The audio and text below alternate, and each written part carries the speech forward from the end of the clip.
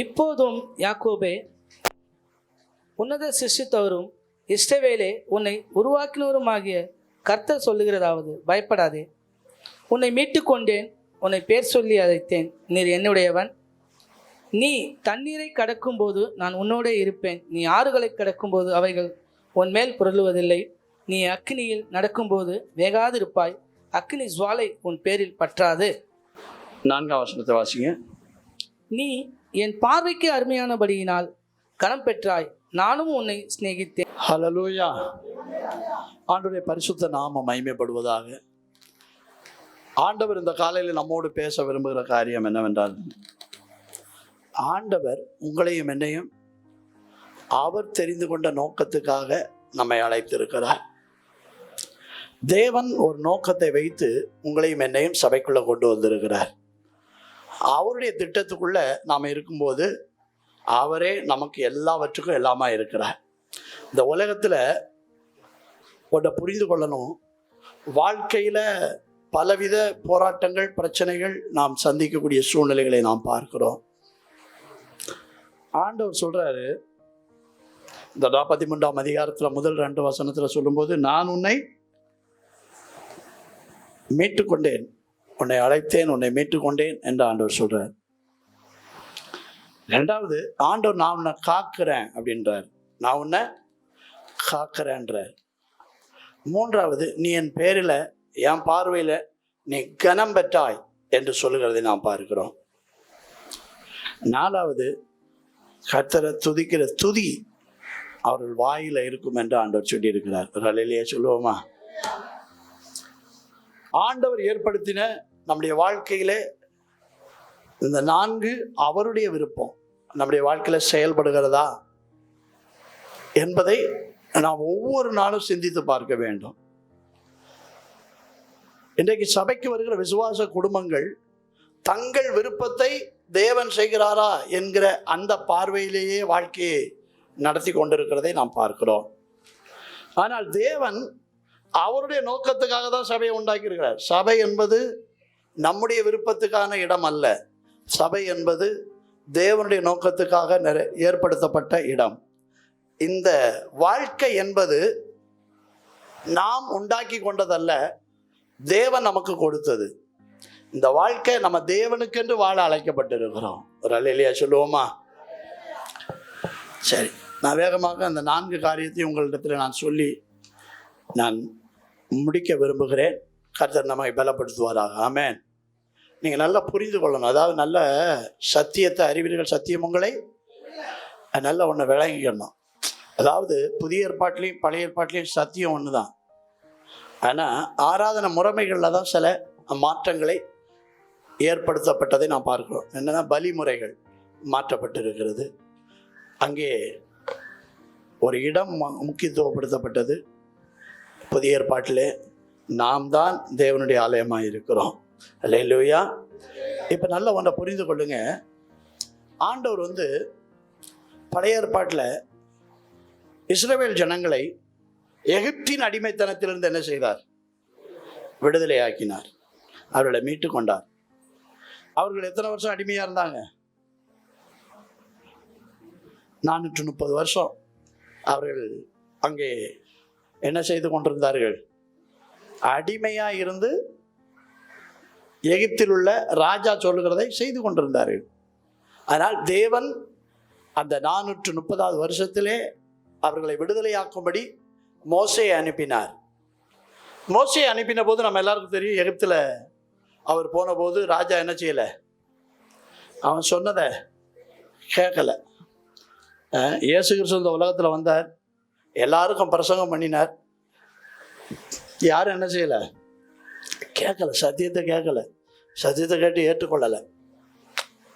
ஆனால் நல்ல ஒன்றை புரிந்து கொள்ளும்போது தேவன் அற்புதங்களை செய்தார். தேவன் என்ன செய்தார்? இயேசு கிறிஸ்து என்ன செய்தார்? அற்புதங்களை செய்தார். அதே போலவே அன்றைக்கு எகிப்தின் அடிமைத்தனத்தில் இருந்த இஸ்ரவேல் ஜனங்களை தேவன் விடுதலையாக்கும்படி என்ன செய்தார்? 10 விதமான வாதைகளை அனுப்பினார். அற்புதங்களை செய்தார். வாதைகளை அனுப்பினார். 10 வாதைகளை அனுப்பினார். அந்த வாதைகளை அனுப்பின பின்பு ஆண்டவர் என்ன செய்தார்னா, இஸ்ரவேல் ஜனங்களுக்கு ஒரு உடன்படிக்கை பண்ணினார். ஆட்டின் இரத்தம் எந்த வீட்டிலெல்லாம் பூசப்பட்டிருக்கோ அந்த வீடு என்ன செய்யப்படும்? பாதுகாக்கப்படும். அவர்கள் அந்த சிறையிலிருந்து ராத்திரியோட ராத்திரியாக விடுதலையாக்கப்பட்டதை நாம் பார்க்கிறோம். அதே போலவே இயேசு கிறிஸ்து சிலுவையில் சிந்தின இரத்தம் நம்மை பரிசுத்தப்படுத்தி ஆண்டவருக்காக அழைத்து நம்மை மீட்டு கொண்டது. அல்லேலூயா. சத்தமாக அல்லேலூயா சொல்லுவோம். கவனிக்கணும், நம்ம அடிமைகளாய் வாழ அல்ல, தேவனுடைய பிள்ளைகளாய் வாழ அழைக்கப்பட்டிருக்கிறோம். அப்போ நம்ம எப்போ தேவனுடைய பிள்ளைகளாய் மாறுகிறோம் என்றால், எல்லாரும் செய்கிற வரையில் நம்ம அடிமைகள் தான். இயேசு கிறிஸ்துவின் இரத்தத்துக்குள்ளான அந்த சுத்திகரிப்பின் அனுபவத்தை நாம் பெற்றுக்கொள்ள நம்மை அர்ப்பணிக்கும் போது தான் நாம் அவருடைய பிள்ளைகளாய் மாறுகிறோம். ஒரு அல்லேலூயா சத்தமாக சொல்லுவோம். 1 யோவானுக்கு எழுதின நிருபம் 1ஆம் அதிகாரம் 6ஆம் வசனத்தை வாசிக்கலாம். நாம் அவரோடு ஐக்கியப்பட்டவர்கள் என்று சொல்லியும் இருளிலே நடக்கிறவர்களாய் இருந்தால் சத்தியத்தின்படி நடவாமல் பொய் சொல்கிறவர்களாய் இருப்போம். அதுக்கு முந்தின வசனம், தேவன் ஒளியாய் இருக்கிறார், அவரில் எவ்வளவு வேணும் இருள் இல்லை. இது நாங்கள் அவரிடத்தில் கேட்டு உங்களுக்கு அறிவிக்கிற விசேஷமாய் இருக்கிறது. கீழே 7ஆம் வசனம், அவர் ஒளியில் இருக்கிறது போல நாமும் ஒளியிலே நடந்தால் ஒருவரோடு ஒருவர் ஐக்கியப்பட்டிருப்போம். அவருடைய குமாரனாகிய இயேசு கிறிஸ்துவின் ரத்தம் சகல பாவங்களை நீக்கி நம்மை சுத்திகரிக்கும். எல்லாரும் சொல்லுங்க, சகல பாவங்களை நீக்கி நம்ம என்ன செய்யும்? நமக்குள்ள நல்ல கவனிங்க, பாவம் இல்லை என்போமானால் நம்ம நாமே. ஆனால் நம்முடைய பாவத்தை அறிக்கையிட்டு நாம் விட்டுவிட தீர்மானிச்சுட்டு அதை மன்னிக்க ஆயத்தமாக இருக்கிறார். ஒரு அல்லேலூயா சத்தமாக சொல்லுவோம். இந்த உலகத்தில் பாருங்க, பாவம் செய்யாதவங்க யாராவது இருக்காங்களா? நான் பாவமே செய்யலை அப்படின்னு யாராவது சொல்ல முடியுமா? ஒரே ஒருத்தர் தான் சொன்னார், அது இயேசு கிறிஸ்து மட்டும்தான். அல்லேலூயா. அவர் தான் சொன்னார், என்னில் பாவம் உண்டு என்று உங்களில் யாராவது சொல்ல முடியுமான்னு கேட்டார். ஒருத்தர் சொல்ல முடியல, ஏன்னா அவர் பரிசுத்தர். அல்லேலூயா. அவர் ஒருத்தர் தான் பாவம் இல்லாத ஒரு மனுஷரா இந்த உலகத்தில். அதுவும் அவர் பரிசுத்தாவியினால் கர்ப்பத்தில் உற்பத்தி ஆகி அவர் பிறந்தவர். அதனால் அவர் ஒருத்தர் தான் பரிசுத்தமாக இந்த உலகத்திலே மாம்ச சரீரத்திலே வாழ்ந்தவர். நாம் எல்லாரும் பாவம் செய்து தெய்வ மகிமை அற்றவர்களானோம் என்று வேதம் சொல்லுகிறது. ஆகையினால நம்முடைய பாவத்தை அறிக்கையிட்டு ஒவ்வொரு நாளும் அவருடைய விலையேறப்பட்ட கல்வாரி இரத்தத்தினால நீங்களும் நானும் கழுவப்பட வேண்டும். இல்லை என்று சொன்னால் மீட்கப்பட்ட அனுபவத்துக்குள்ளே நாம் வர வேண்டும். அல்லேலூயா. சத்தமோர் அல்லேலூயா சொல்லுவோம். நம்ம குடும்பங்களில் நமக்கு கொடுத்த உறவுகளை கனப்படுத்த வேண்டும். ஒரு அல்லேலூயா சொல்லுவோம். உறவுகளை என்ன செய்யணும்? உறவுகளை என்ன செய்யக்கூடாது? உதாசீனம் பண்ணக்கூடாது. ஒரு அல்லேலூயா சொல்லுவோமா? சத்தமோர் அல்லேலூயா சொல்லுவோம். கணவன் மனைவி என்ன செய்யணும்? அன்பு கூற வேண்டும். மனைவி கணவனுக்கு என்ன செய்ய வேண்டும்? இந்த ரெண்டுலையும் பிரச்சனை வந்துச்சுன்னா தான் தகராறு ஆகிடும். அல்லேலூயா. சத்தமோர் அல்லேலூயா சொல்லுவோம். நம்ம ஆண்டோடைய பிள்ளைகள் தான். ஆனால் நம்முடைய வாழ்க்கை முறையில் வசனம் சொல்லுது, அவர் ஒளியிலே நடந்தது போல நம்ம என்ன செய்யணும்? ஒளியிலே நடக்கிறவர்களாக இருக்க வேண்டும். நம்முடைய வாழ்க்கை முறை சரிப்படுத்தப்பட வேண்டும். அல்லேலூயா. சத்தமோர் அல்லேலூயா சொல்லுவோம். வாழ்க்கையில் பிரச்சனையே வராதுன்னு சொல்ல முடியாது, அண்டர்ஸ்டாண்டிங் பிரச்சனையே வராதுன்னு சொல்ல முடியாது. பிரச்சனைகள் வரலாம், அண்டர்ஸ்டாண்டிங் பிரச்சனைகள் வரலாம். ஆனால் அதை உடனுக்குடன் ஆண்டவர் சமூகத்தில் ஜெபம் பண்ணி ஒருத்தருக்கு ஒருத்தர் அறிக்கையிட்டு ஐக்கியப்பட வேண்டும். ஒரு அல்லேலூயா சொல்லுவோமா? சத்தமோர் அல்லேலூயா சொல்லுவோம். தினமும் இயேசு கிறிஸ்துவனுடைய அந்த கல்வாரிக்கு முன்னாடி உங்களை என்னையும் அவருடைய இரத்தத்தினால் மீட்கப்பட்ட அனுபவத்துக்கு அர்ப்பணிக்கக்கூடிய ஒரு பழக்கம் இருக்கணும். தினமும் இருக்கணும். அல்லேலூயா சொல்லுவோமா? ஆமாம். என்னைக்கு ரட்சிக்கப்பட்டீங்க? சத்தமே காணோம். என்னைக்கு ரட்சிக்கப்பட்டோன்னு தெரியலையோ?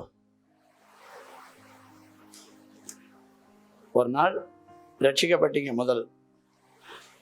ஆனால் வசனம் என்ன சொல்லுதுன்னா, 1 கொரிந்தியர் 7ஆம் அதிகாரம் 1ஆம் வசனத்தை வாசிங்க.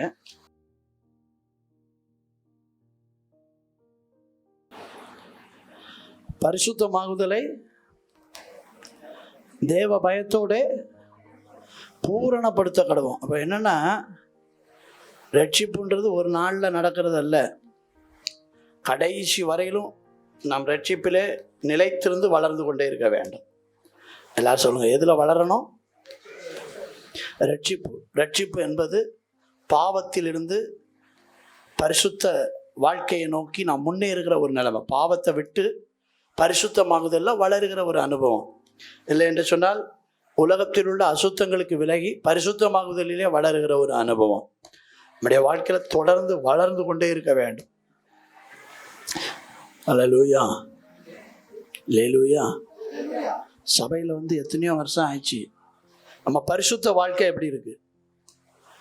நம்ம பரிசுத்த வாழ்க்கையில வளர்ந்து இருக்கிறோமா என்பதை நம்ம சோதிச்சு பார்க்கணும். முன்னாடி நம்ம என்ன செய்வோம்? விக்கிரக ஆராதனை செய்வோம், அதை விட்டுட்டோம். இப்போ நான் மனம் திரும்பி ரட்சிக்கப்பட்டேன், அதனால் நான் அதெல்லாம் செய்யலை. ஆனால் பொருளாசைன்றது என்னதான்? பொருளாசைன்றது விக்கிரக ஆராதனை. நம்ம அப்படிப்பட்ட ஆசை உடையவர்களாக இருக்கிறோமா? நீங்கள் நல்லா யோசிச்சு பார்க்கணும். இஸ்ரவேல் ஜனங்க எங்கேருந்து புறப்பட்டாங்க? எகிப்திலேருந்து, அடிமைத்தனத்திலேருந்து புறப்பட்டாங்க. புறப்பட்டு வந்தாங்க. நிறைய பேர் வனாந்தரத்தில் செத்து போனாங்க. எரியோவை கடந்து வந்தாங்க. எரியோவை கடக்கும்போது அங்கே ஒரு குடும்பம் இருந்துச்சு, ஆகான் என்பவனுடைய குடும்பம். ஆகான் எது மேலே கண்ணு வச்சானா? பாபிலோன் வஸ்திரங்கள், வெள்ளி, பொண்ணு மேலே அவன் கவனம் போச்சு. அவன் எடுத்து தான் வீட்டில் கொண்டு வச்சுக்கிட்டான். கடைசியில் என்ன ஆச்சு?